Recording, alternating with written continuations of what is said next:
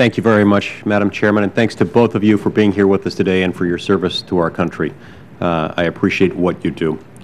You know, we have all been horrified by acts of mass violence, and including and especially those that have occurred in recent memory. I don't think there is a person here in this room, I don't think there is anyone watching on television these proceedings who doesn't want to find a way to end or at least diminish incidents of gun violence. Obviously, there are a number of factors at play in our society and our culture that have created an environment in which gun violence has regrettably persisted.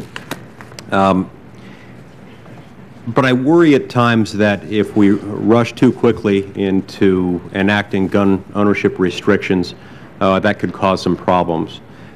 First, because it could give the American people some basis for concluding that Congress can somehow put an end to this just by legislating. Experience in this area and in others has taught us that we can't fix all of society's ills through legislation, and there has been some suggestion made today, some indication by the evidence that there is at least a mixed record. There is at least an absence of certain proof as to the efficacy of gun ownership laws in the past.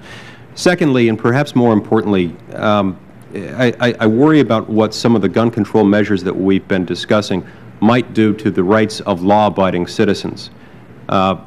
We have in society some people who will obey the law, regardless of what the law says, and that's good.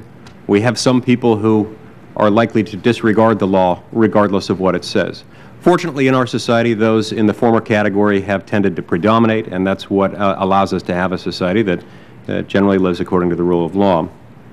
But we always have to be on the lookout for the law-abiding, because whenever we enact laws, it's those people whose liberty is diminished. It's those people whose options are constrained by what we do here, and so I focus a lot on those people. And this hearing provides us with an opportunity to discuss whether and to what extent the proposed assault weapons ban of 2013 will help alleviate gun violence without diminishing the rights of those people. So, Mr. Walsh, I'd like to talk to you about this a little bit. In your written testimony, you state that magazines with more than 10 rounds are not necessary for self-defense because the majority of such shootings occur at close range. Am I understanding your written testimony correctly in that regard? Certainly, that is included in the testimony, Senator. So let's assume that you're correct that the majority of self-defense shootings do occur at close range. What might this mean for those minority of instances in which the law-abiding citizens might use a gun in self-defense in longer range situations? Can we ignore the impact that any laws we adopt might have on persons who need more than 10 rounds to legitimately and lawfully defend themselves and their families, or the needs of those people who might need a longer range approach to self-defense? Senator, I think it's a good question, because obviously the self-defense is the core of the Second Amendment protection, and we all acknowledge that and want to honor it. Having said that, I have a couple of thoughts. One, part of the reason that most self-defense incidents occur at close range is that when you have an assailant who is at longer range, you have a potential victim has other options. In other words, you can leave the scene, you can call in for assistance and things of that sort, and the immediacy of the situation is not as dangerous. And I would defer to the police chief sitting by my side on the details of that. So that's point number one, that I think it's important to keep in mind that there's a reason why the close range incidents are far more common.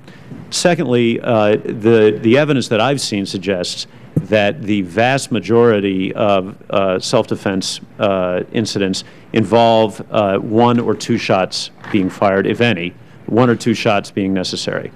I will tell you that in my personal experience, as an assistant U.S. attorney and now as a United States attorney, I'm not aware of any specific self-defense incident in which a potential victim, to defend him or herself, needed to fire more than 10 shots. Now, hypothetically, I agree with you, there could be a circumstance under which that took place. And in that scenario, I agree with you, there is that potential marginal effect on that person's ability to defend themselves. I'm just not aware of those instances actually happening. Okay, okay, and I appreciate that.